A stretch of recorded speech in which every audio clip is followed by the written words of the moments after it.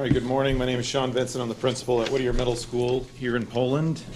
I am in my 5th year as principal at the middle school. I've been there since 2004 in some capacity or another.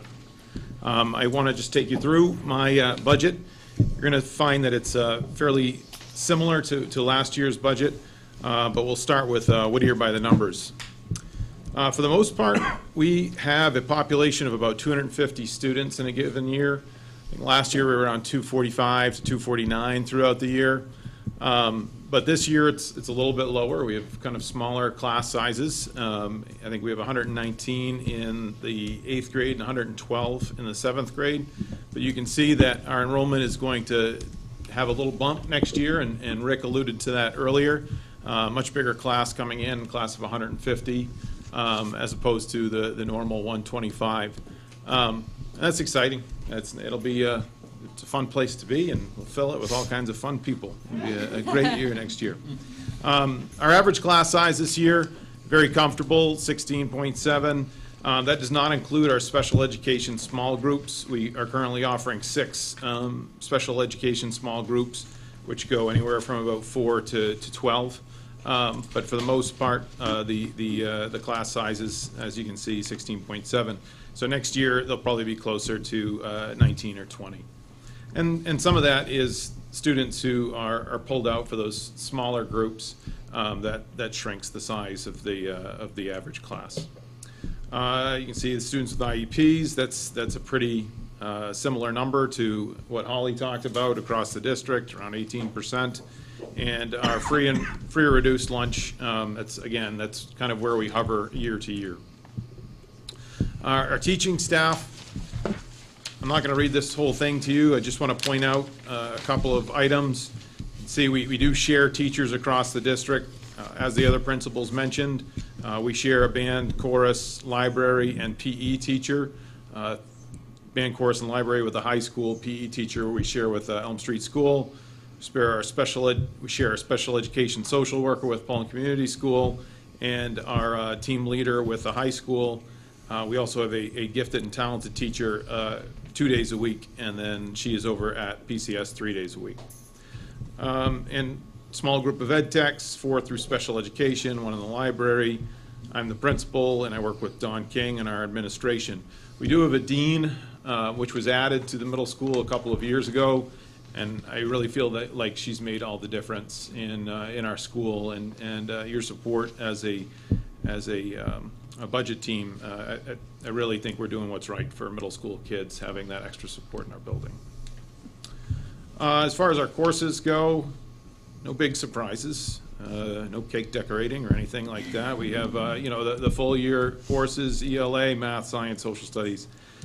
You can see PE. We only are able to offer that to our students once a week right now. I think eventually that would be an area that I'd love to come back to for middle school kids. I think the activity, we try to provide that in as many different ways as we can, but building some education around that is and encouraging it and through class, I think is the right thing to do.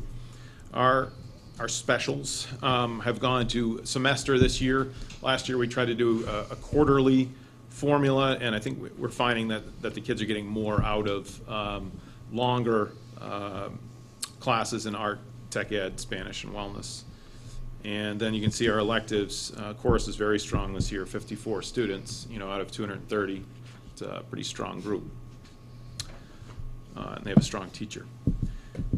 Let me take you through the cost centers now. The administration, I did the same thing Rick did. I pulled out the numbers that represented the biggest change, anything that was over $1,000.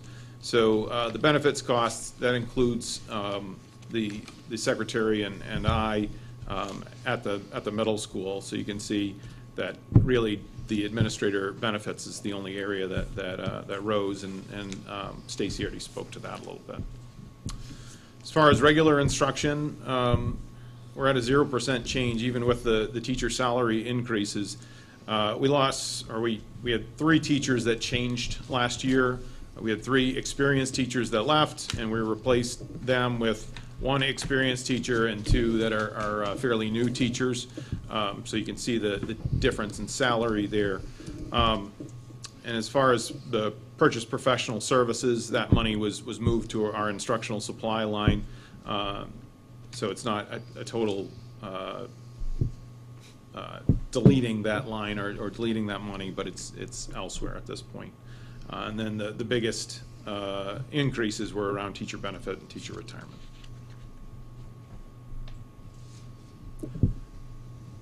Our guidance, we have a school counselor, and her salary increased, through this recent contract.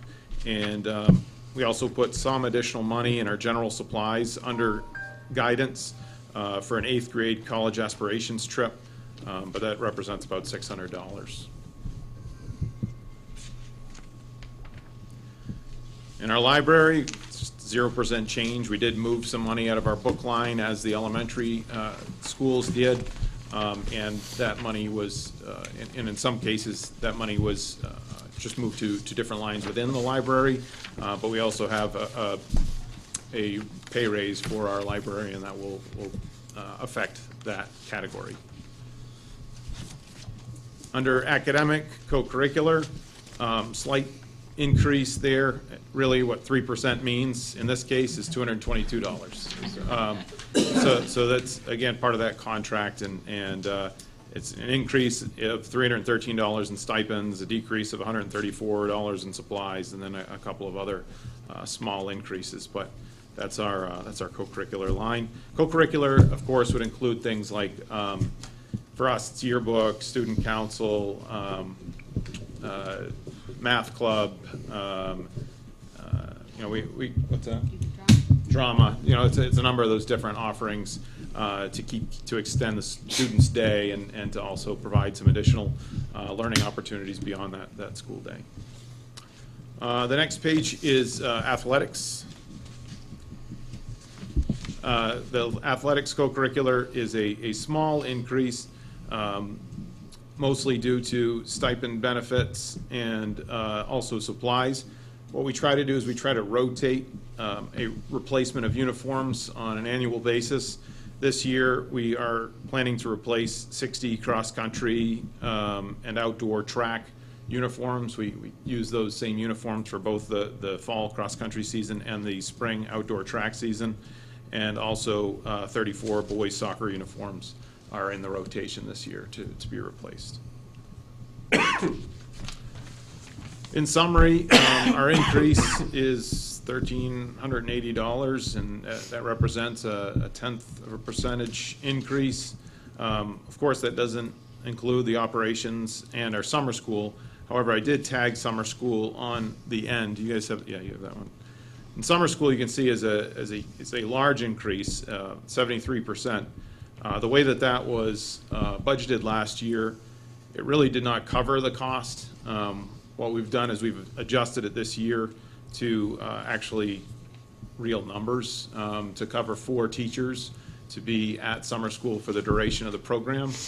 This serves, we don't have a lot of intervention for students who are struggling to meet standards or who are behind in standards, but summer school offers us an opportunity to bring kids in, not only kids who may have struggled during the school year, but students who are coming to us from 6th grade up to 7th grade who could use the advantage of getting into the building and having some extra time to transition, to learn about the school, to learn about, so that we can front load them a little bit with the curriculum so they can be successful as 7th graders. The total budget for summer school is around $5,500, and you can see that increase is it's large based on how big that line is. And one of the things I'd like to add is when Sean says he doesn't have many other interventions, at the elementary level, we have Title I services for kids who are struggling. So all 3 of our elementary school students have intervention right during the school day, during the full school year. So that's why we felt like it was a really big priority to maintain and even increase a little bit the summer school program at Bruce Whittier, because above 6th grade, they don't have Title I services anymore. There's not enough money to extend it up higher. So this is kind of the offset of that. And I would add that it's not a sure thing that we would spend all that money. It's difficult to get teachers in during the summer. You know, not everybody's willing to teach through the summer, so it may not be possible for us to hire 4 teachers, and in that case, we would also have less students. You know, if we had 4 teachers, we'd probably look to have about 48 students in the building, but we'll have to wait and see who has interest in doing that this year. And what we talked about in the case if he can't get enough teachers, that any money that he couldn't expend in the summer could go towards interventions during the school year, which might be after-school tutoring or some Saturday sessions, which they already do some of those. So we kind of have our eye on that being an intervention. Yeah. Yeah, I don't want to say that we neglect the need for intervention No. either. We come up with creative ways to do it, but there's only so much time in the day. So. How many summer school days are there? This year, I think we're scheduled for 4 weeks, 3 days, 12 total days. Yeah.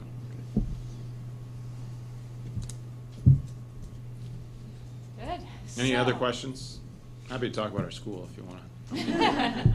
I'm curious though, is there a good recognized value on the summertime school? I mean, are you seeing a return that these students that are going through those 12 days are in a better position when the school year starts? I would say yes, but I couldn't put my finger on data at this point, and I still want to continue to work with the educators that do summer school I'm not 100% sure that the design of the program is exactly what I want just yet.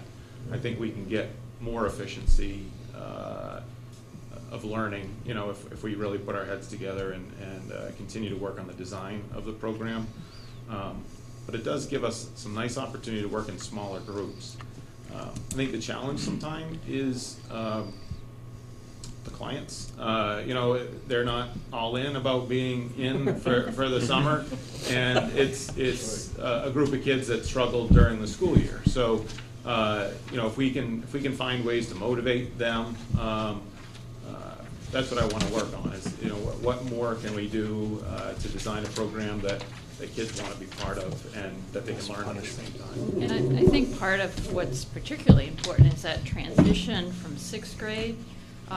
That's really difficult for some kids, and it's one thing that the middle school and then later at the high school have worked really hard on making sure that they're identifying those students that are going to have trouble with that transition and recognizing it and programming around it. So for those kids to be able to come before anybody else gets there and identify it as their school, I think is really important, and it's something that I think both our middle school and then our transition to high school do really well.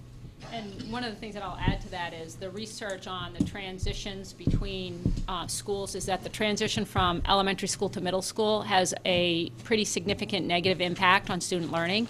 And the decrease in learning that occurs during the transition period at the middle school level is not regained quickly by the students who experience that, whereas the research shows the opposite at the high school. They'll have a drop for a couple of months as they're transitioning to a high school level program, and then they rebound and they move on and they regain the initial losses during the transition. So the transition into the middle school, they say, is one of the most important focus areas a district can have. And Sean goes to every elementary school and meets with the 6th grade students, along with your guidance counselor, if I'm remembering correctly, and the dean. And am I remembering correctly that you have some sort of like an academy for the 6th graders coming in, and I can't remember, you called it something.